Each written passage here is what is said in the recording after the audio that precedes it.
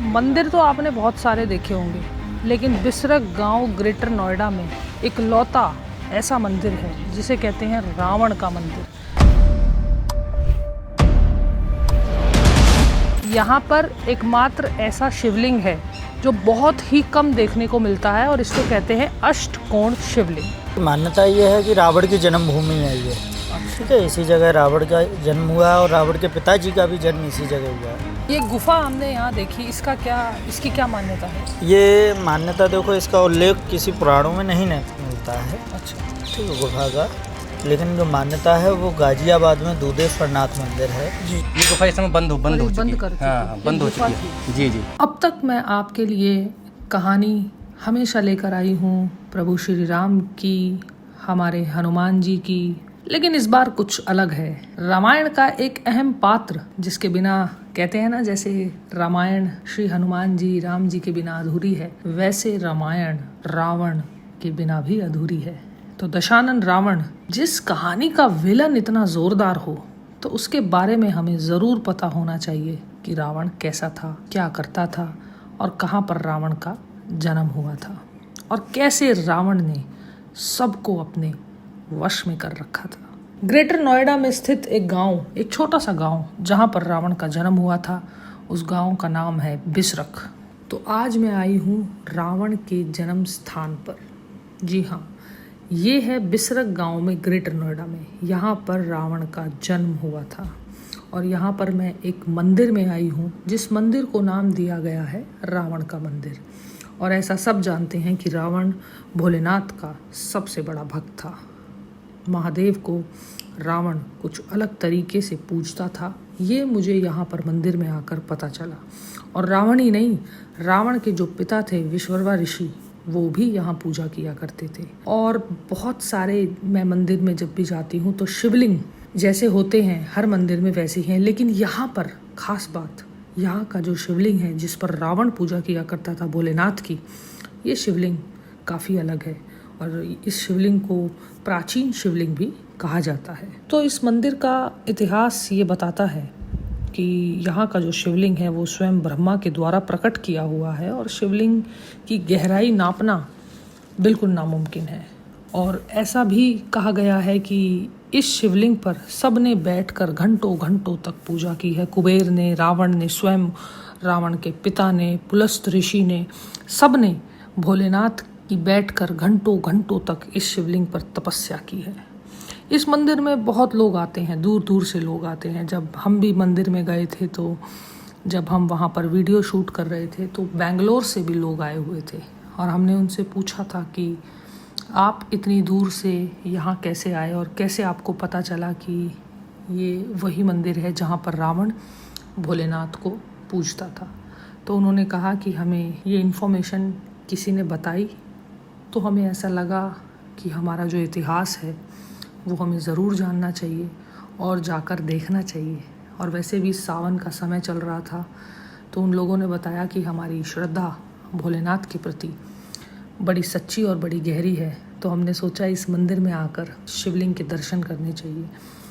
ये वही शिवलिंग है जिस पर रावण सर काट काट कर चढ़ाया करता था। जी हाँ, इस शिवलिंग की खास बात यह है कि इसमें 8 कोने बने हुए हैं, नीचे की तरफ 8 कोने हैं। और ये एक ऐसा शिवलिंग है, इसमें 8 कोने बने हुए हैं, तो इसलिए इसको अष्टकोण शिवलिंग कहा जाता है, क्योंकि ये हो गई 8 दिशाएं और एक दिशा हो गई ऊपर आकाश लोक और नीचे पाताल लोक। तो ऐसा भी कहा जाता है कि 10 दिशाओं को रावण अपने वश में करके पूजा किया करता था।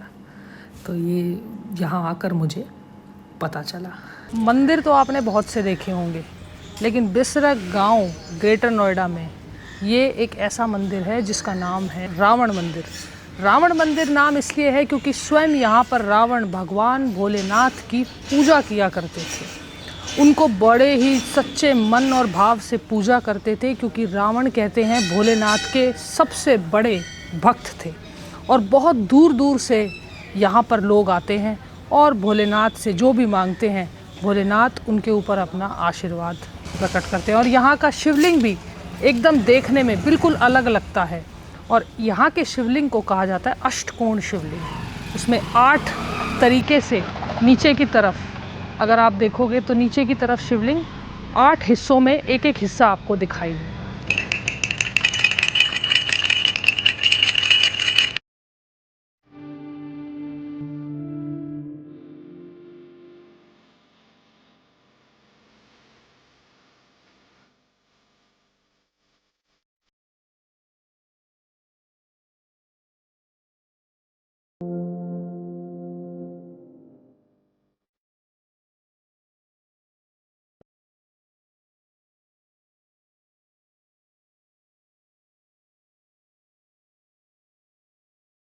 तो मैं इस वक्त हूँ बिसरक गांव में, ग्रेटर नोएडा में।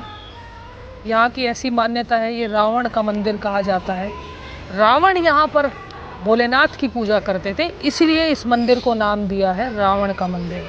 तो हम इनसे जानते हैं कि यहाँ की क्या मान्यता है और इतना क्या लोगों में भाव है और विश्वास है, आप बेहतर बता पाएंगे। ऐसा यहाँ की मान्यता ये है कि रावण की जन्मभूमि है ये, ठीक है। इसी जगह रावण का जन्म हुआ और रावण के पिताजी का भी जन्म इसी जगह हुआ है। जो अभी आपने शंकर भगवान के दर्शन किए होंगे, उनको रावण के जो दादाजी थे पुलस्त ऋषि, ब्रह्मा जी के मानस पुत्र, उन्होंने अपनी तपस्या से प्रकट किया था ये स्थान, ठीक है। वो शिवलिंग को अपनी तपस्या से प्रकट हुआ, उन्हीं के कर कमलों से ये स्थान चलता है आज तक भी। ये स्थान, ये आश्रम है, उन्हीं का ही आश्रम है, उसी के द्वारा ये अभी भी चल रहा है, ठीक है। और रहा यहाँ के लोगों में श्रद्धा और आस्था का, तो यहाँ के लोगों में श्रद्धा भी है, आस्था भी है। जितना यहाँ के लोग राम को मानते हैं उतना ही रावण को मानते हैं, ठीक है। राम और रावण दोनों को एक समान पूजा करते हैं। अगर आप उनसे राम राम बोलेंगे तो वो राम राम बोलेंगे, अगर आप जय लंकेश बोलेंगे तो जय लंकेश बोलेंगे। जैसा अगर आप बोलेंगे वैसा ही यहाँ के लोग आपसे बात करेंगे। ये गुफा हमने यहाँ देखी, इसकी क्या मान्यता है? ये मान्यता देखो, इसका उल्लेख किसी पुराणों में नहीं मिलता है, अच्छा, ठीक है, गुफा का। लेकिन जो मान्यता है वो गाजियाबाद में दूधेश्वर नाथ मंदिर है जी। यहाँ से विशेष सरवा ऋषि पूजा करके गाजियाबाद में दूधेश्वर नाथ की पूजा करने के लिए जाते थे। इसी गुफा से होते हुए इसी गुफा से होते हुए उसकी मान्यता ये बताई जाती है। लेकिन जो है ना, जैसे हमको इस स्थान के बारे में वाल्मीकि रामायण में उल्लेख मिला है, शिव पुराण में उल्लेख मिला है, रावण संहिता में उल्लेख मिला है, लेकिन उस प्रकार से इसका उल्लेख हमको किसी चीज़ में गुफा का नहीं मिला है, ठीक है। तो यहाँ पे कोई रावण की तस्वीर या कोई ऐसा है, रावण की तस्वीर एक है जो मात्र दशहरा वाले दिन यहाँ निकाली जाती है, निकाली जाती है जी। उसी दिन हवन होता है, पूजा पाठ होती है दशहरा को, ठीक है। और बकाया वो मूर्ति पूरी साल अंदर रहती है। अच्छा। और जो अभी नई मूर्ति है वो दशहरा वाले दिन ही उसकी प्राण प्रतिष्ठा करवाई जाएगी। अच्छा, एक सवाल और मेरा, यहाँ पर दशहरा नहीं मनाते? नहीं, यहाँ दशहरा नहीं मनाते हैं, बल्कि दशहरा तो मनाते हैं, विजय दशहरा के तौर पे मनाते हैं। अपने शस्त्र अस्त्र की पूजा करते हैं, लेकिन रावण का दहन नहीं करते। रावण दहन नहीं करते जी। तो यहाँ पर ये परंपरा कब से चलती आ रही है? ऐसा है, ये परंपरा काफ़ी पुरानी है, ठीक है। और इसका जैसे अभी कोरोना काल जब था, उससे पहले एक व्यक्ति ने दहन भी किया था, तो उसके यहाँ अनहोनी हुई। अच्छा जी, ऐसा एक भी वर्ष माना में। जाता है? हाँ, माना नहीं जाता, हुआ है। हुआ है। अच्छा। एक वर्ष में 5-5 लोग उसी परिवार के ख़त्म होना बहुत बड़ी बात होती है। तो इसका मतलब यहाँ पर रावण दहन नहीं रावण दहन नहीं होता है। तो यहाँ पर भोलेनाथ की पूजा होती है? भोलेनाथ की भी पूजा होती है, भगवान राम की भी पूजा होती है। अभी आप इधर जाके दर्शन करेंगे, वहाँ पर राम जी के राम दरबार भी है? जी। अच्छा। राम जी भी हैं, हनुमान जी भी हैं, सभी लोग हैं। जी जी। चलिए, बहुत बहुत धन्यवाद। हर हर महादेव। हर हर। मैम ये गुफा है, गुफा। हाँ बहुत पुरानी गुफा है ये। और ये गुफा इसमें बंद हो चुकी है। अच्छा। रावण महाराज यहीं से आते थे और यहीं से जाते थे। हाँ, यही रास्ता है, ये बहुत पुरानी गुफा। आप दिखाओ, आपको दिखाता हूँ। ये गुफा इस समय बंद हो चुकी है। हाँ, बंद हो चुकी है। जी जी। अंदर भी कुछ नहीं? हाँ, अंदर गुफा चालू है ये, पर अंदर जा नहीं सकते हम। पर ये गुफा अंदर से कहीं से स्टॉप कर दिया गया है। इसका बहुत अच्छी गुफा है, और जो आप अंदर भी जाओगे ना तो ऐसा लगेगा जैसे हम एक अपने जीने में चढ़ रहे हैं। हाँ, पर हमारा जाना अलाउ नहीं है। और बहुत यहीं से रावण महाराज आते थे, यहीं दर्शन करते थे, यहीं से चले जाते थे। और यही सब एक सबसे बड़ा इतिहास है हमारे यहाँ।